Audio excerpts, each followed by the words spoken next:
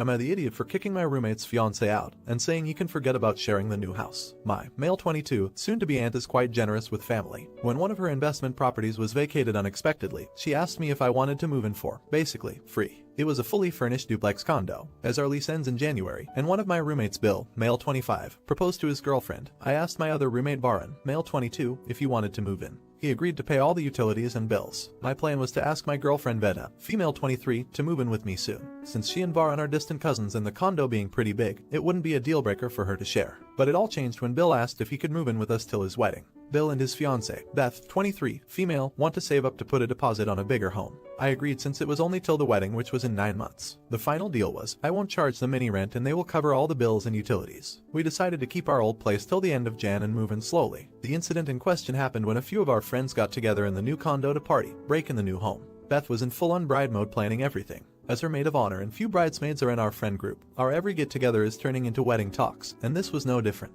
Unlike Varun, who was born in the US, Veda is here in the States on an L1 work visa. She adjusted well, but sometimes she's like a fish out of water. Being a curious person, she politely either asks me or someone else to explain if she didn't understand something. Beth started bragging about how it's going to be a big wedding with 200 guests. We got genuinely confused and asked if it's really considered a big wedding. I said yes and left it at that. But one of the bridesmaids asked V if it's not considered big in India. She sheepishly said yes. When pushed further, she said for her big weddings mean upwards of 2K guests. The bridesmaid got intrigued and started asking V about Indian weddings. V also got into it because she wanted to know more about American weddings. The topic turned to child-free weddings and V said she never attended one. Apparently, Indian weddings are mostly never child-free. I guess Beth got annoyed. She is having a child-free and started making snide comments such as how they Indians might not be able to afford babysitters, etc. V grew uncomfortable. I finally had enough when Beth compared her own job with V's. I laughed in her face and said V makes more money than all of the others in the house combined, and asked her to leave. Bill got involved and started making excuses about how she's stressed about the wedding, and if she leaves, V had to leave too as we share the house now.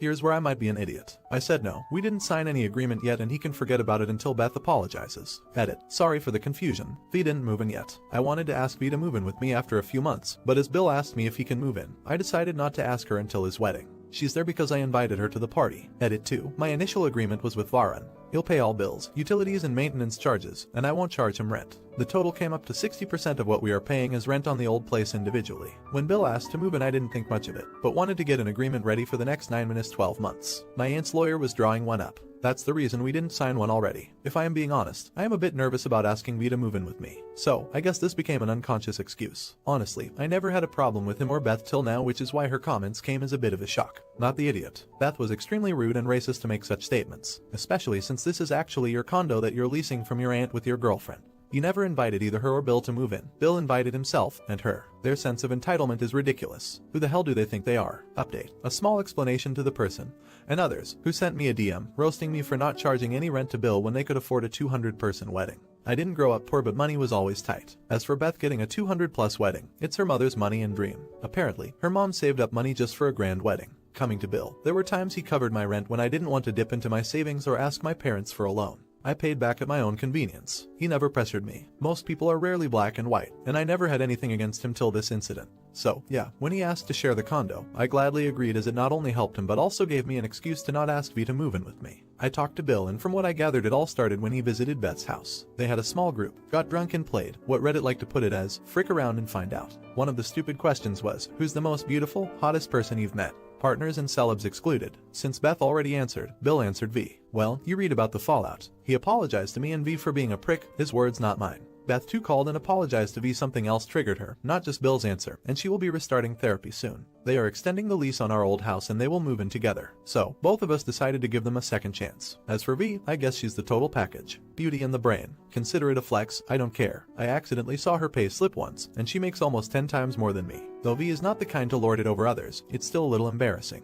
The matter of finances rarely came up till now, but moving in together means we need to have that discussion. So it held me back a little, but no more. I finally asked her to move in with me and she agreed. At least something positive came out of this mess. Let me end this by saying happy holidays everyone. A small edit. To those who think V didn't get any say in the decision, it was her choice to give them a second choice after speaking to Beth. I don't know what they talked about, and V's lips are sealed. These are V's words. If I have to cut every racist from my life, even when they are genuinely apologetic, I need to cut off my parents first and foremost for the things they said about you. Not the idiot. I would highly recommend you go talk to a therapist or a counselor about why it matters that V makes more than you before you allow that resentment to destroy your relationship. Not the idiot. But I disagree. I don't see resentment at all. I see a young guy who is very much aware that his feelings about this are unwarranted and irrational, and I'm sure they will figure it out together. A large gap in wealth can be awkward for anyone.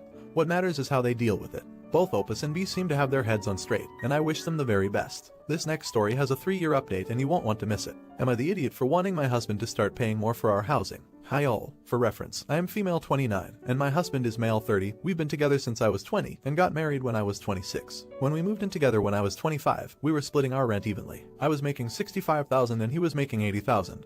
And we live in a large US city. It didn't really make a huge difference in my budget versus his to split rent 50/50 for $26,000 a month rent.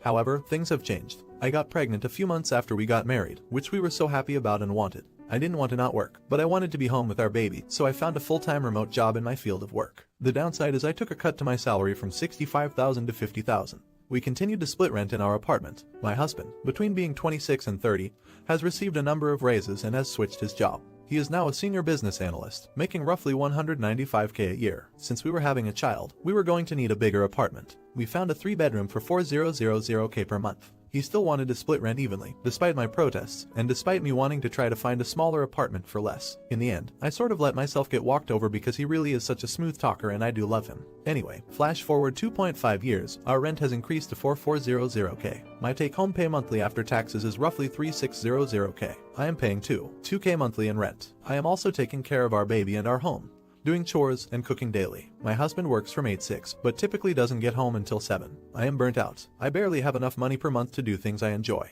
I feel like I am financially struggling while my husband is living a life of luxury. Yes, he does take me out on dates and on vacation, but he doesn't seem to understand that this is not enough for me. I spoke to him 2 days ago very seriously, and when I asked about trying to split rent based on our income and pay an equal percentage of our income so that it is more fair than fully equal, his reaction stunned me. He asked me why having $6K extra a month wasn't enough for me. I told him I'm not saving anything. He told me I should spend less on extracurricular activities, which makes me laugh because what extracurricular activities? All I do is work, cook, clean, shop for the house and raise our child. I told him I am basically working 2 full-time jobs at once and I need help. Then he asked me if I was suggesting he pay me for being a mother, and that stunned me. I really had no response to that. Anyway, he told me that this is the lifestyle we agreed when we moved in together way back when. However, he doesn't seem to understand, or rather does not want to understand.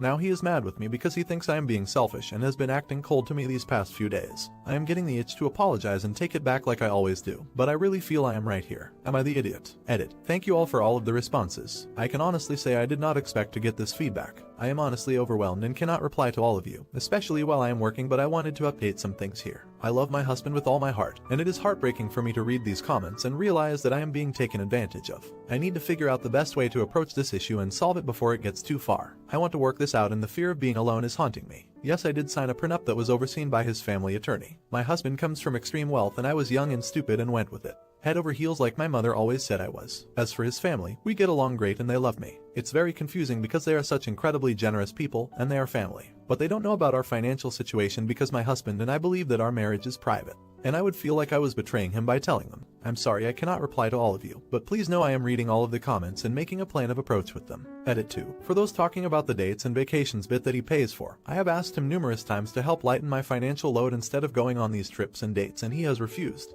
He said he can do what he wants with his money, and if he wants to take us on vacation, that is what he will pay for. If I could afford vacation, I would pay. In fact, when we were in a more even financial situation, unmarried, not kids, I paid for almost all of our vacations and dates because I love to treat people. And I can't do that anymore. Edit 3. I also do not have bad spending habits. I worked my way out of my student loan debt in 2 years after graduating. I saved $60K by the time we got married, and I have that all in my retirement, which I am thankful for because I can no longer contribute to it. This has nothing to do with how I spend. I am actually pretty frugal when it comes to shopping, especially since I prefer to keep things cheap for my budget. Not the idiot. Married people with children who keep separate bank accounts and argue about who pays for what are weird. You're not roommates. Update. I sincerely apologize for taking so long to return to Reddit and write an update to this. A lot has happened since. For those who don't know, this post was originally written at the end February of 2020 and it's now 2023. Things were not good with me and my husband at the time of this post. I want to preface this by saying we are still together to this day, and we've welcomed a new child to the world, this time in a much healthier environment. COVID changed a lot for me, along with the intense virality of the last post.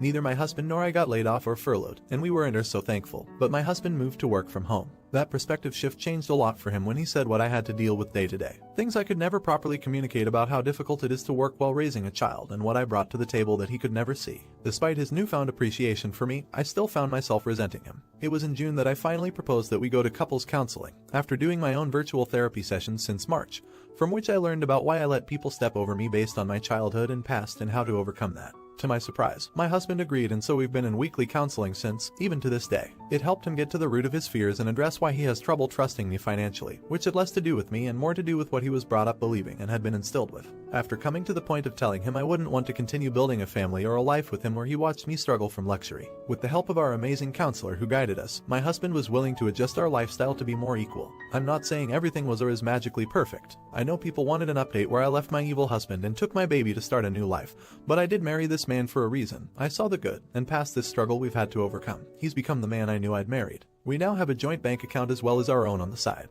We each put 2 divided by thirds of our income into the shared account and get to keep 1 divided by third for ourselves. I am in a new job now and making much more money than in the original post. Not that this affects the relationship, but so people know my 1 divided by third is enough for me to enjoy. It's still a road to recovery, but we have more trust between us and are no longer living a 50/50 lifestyle. Not the idiot. While I'm glad he has changed his ways, I do hope this also means he's finally contributing to household chores, cooking and childcare, because him expecting you to do all of that was a huge part of the equation and many people thinking this marriage could not be saved. I also hope you consider bringing up both back pay of sorts that could go into your retirement account, because you were at such an extreme disadvantage for so long, or agree to a post-nup. Because if things do not work out in the end, which I sadly fear may still be the case, you are going to be completely screwed in this situation the way things stand. And there's no making up for all of that lost time when it comes to your retirement account. Not the idiot. I always love getting updates, and I'm happy that this is leaning towards a positive outcome. That said, I don't know if I personally could work on things with a guy that didn't understand that raising a baby is a full-time job in itself and keeping all the fun money isn't okay. Especially knowing that she took a pay cut in order to be able to do the unpaid work of raising what is his child too.